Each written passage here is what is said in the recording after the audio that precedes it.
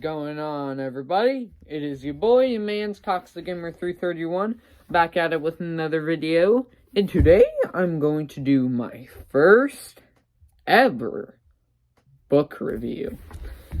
Now, some of you might be shocked that I'm into books, and, yeah, just as a point of reference, okay, when I was younger, I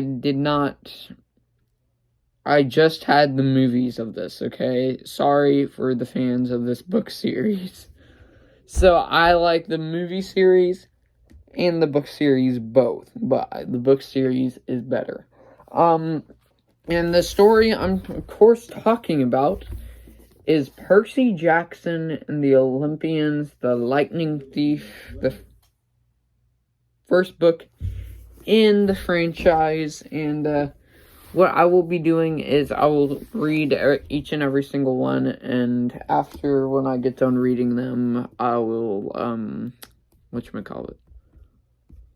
I will, do a ranking of all 5 of them. Yeah, this is the complete set right here. Here's the second book that I'm gonna start reading tonight, actually. Then we have, 3 right here, 4, which I'm really excited about because the cover looks pretty cool, and then the 5th one, which my friend Ace, who plays Fortnite, that you guys know him from, said the 5th one is his favorite, so we'll have to see if I agree with that or not. And I just put 2 away by accident. Whoopsies. Okay. Alright, now on to that. Before I get into the actual review itself of the first book, don't forget to subscribe, like the video, share the video, ring the bell for all the notifications, and also feel free to comment. But anyways, let's get into the review of Percy Jackson and the Olympians. This was written by Rick Riordan. I think that's how you say it, Rick Riordan. Yeah, let me know down in the comments. And this was, I think it was better to watch the movie first, because then you could imagine it better in your head, to say the least. If you haven't read the Percy Jackson books yet, that would probably be just to, get, you know what I mean. But, Percy Jackson fans that grew up with the books would not agree with me with that, but whatever. This is a really good book. I spent, about a month reading it, or something like that. And, I think this is the biggest out of the books, I'm pretty sure. Let's start off with some of the good. The good is, this is a spoiler review as well, just as a fair warning. Let's start off with the good, with the fight between Ares and, Percy Jackson in, chapter 21, I believe, where they're fighting it out on a beach, which is really cool, and they also have spectators, too, looking on, and also police officers telling them to lay their guns down, which is weird, because they're fighting with swords, which, yeah. And you later, not like the movies, the book, actually, in the books, Ares and Luke both stole the lightning bolt. And Luke, well, they both work for Kronos, which is the father of Zeus, Hades, and Poseidon. So, yeah, I thought that was very interessante, to say the least. Another good scene is, when they go to the underworld to meet Hades and all that, which was very cool, to say the least. There was, I could imagine, the floating river with all the stuff in it in the book. That was really cool. Also, it was funny because, Percy, he's facing this, one, woman and her dragon or something like that, and he just, she says, "Jump off or I'll kill you," and like to see if he would save himself, and he did. So learned how to control all the water powers and all that, which was pretty funny too. And for my favorite character in this book, I would have to go with Grover. He's really hilarious in this.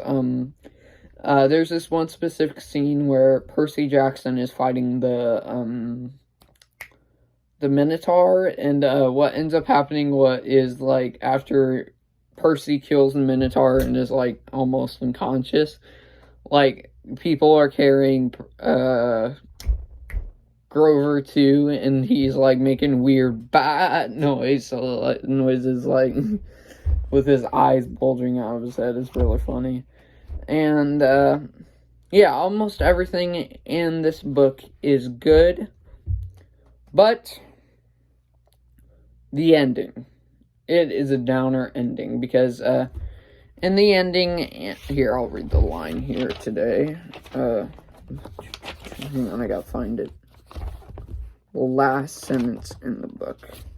There's a lot of, like, sponsorships in this. I'll read the last sentence. Okay, whatever. Okay, never mind. I'll just explain it. Annabeth ends up leaving at the end, which is kind of downer, but I already know that she's gonna come back for the next 4 books, so there's that. And yeah, it was not really a good ending where she decided to go to the human world, which is interesting because I thought all the like half-bloods were not allowed to go to the human world, or were like part of it.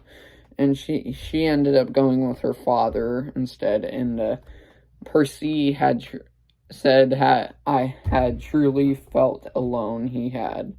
So yeah, there's that. And another the Empire State Building scene is also pretty good. And yeah, that's all the downs I have to say for this. And I will be giving my rating for this. So this is definitely an adventure type / action book, if you're into that sort of stuff. But more adventure, less on the action. But if I had to go for my favorite chapter, it would probably be the Medusa chapter, where they're in her spoiler alert, where they're in her garden gnome place, or whatever it's called. It was very trippy, because what ends up happening is Percy and Annabeth and Grover, this old lady, ends up feeding them whatever they want, and apparently, like, she drugged them and made them, like, super tired and woozy and all that. And they were trying to fight out of it. So, yeah, really cool. And, yeah. Okay, now on to the actual rating. Let's see. For people that watch the movies, I would give this 97% for them. They will really enjoy this. But they will be like me, where they are not a big fan of the ending. If you're, wait, which one? If you're a cinephile, you will also, like, of books in this, you will really like this. You'd probably give it 100%. And then if you are a critic, you would give this about 86. That's what I think you would get. So, that is my opinion on the first Percy Jackson book. Let me know down below what is your favorite Percy Jackson book. And I'll see you in the next one, everybody. Peace. Fortnite Thursdays tomorrow.